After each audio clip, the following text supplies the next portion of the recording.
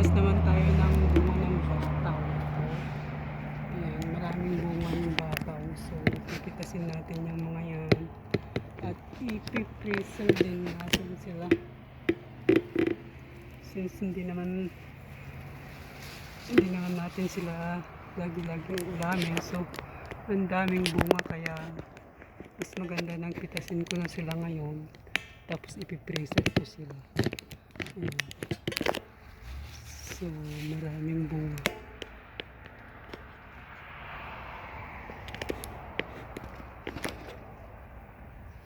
Ayan, kasi malambot lang itong bataw na ito. So, hindi na siya kailangan gamitan ng kutsilyo para pitasin. Kurutin mo lang siya. Tapos, ang bilis pa siyang maluto.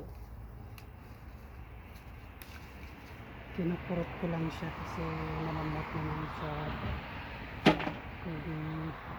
Hindi siya mahirap na i-harvest. Mabilis lang mag-harvest.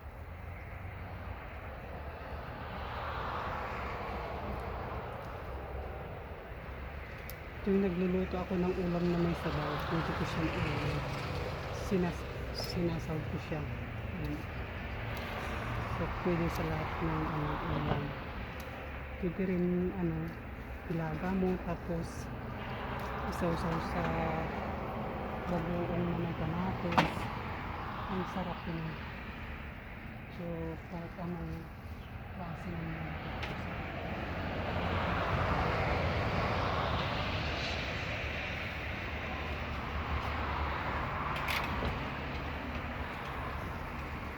ito, marami siya.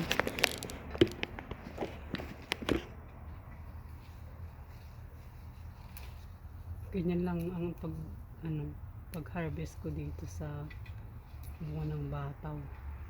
Hindi siya mahirap i-harvest. Yan, kasi ang lambot. Malambot sila.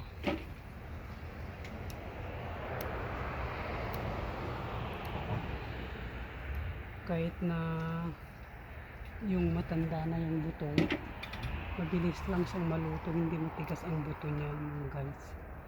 Masarap siya talaga na yung patakin. So, ayan, marami pa sa taas. Ayan, ito. So, kukunin natin lahat yung mga yung ito tayo dito sa ladder.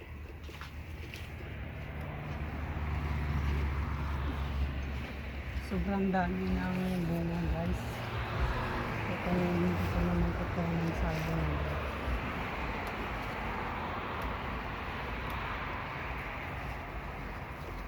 Since galing ko to sa Pilipinas, tapos nakapag-tanim tayo, nabuhay.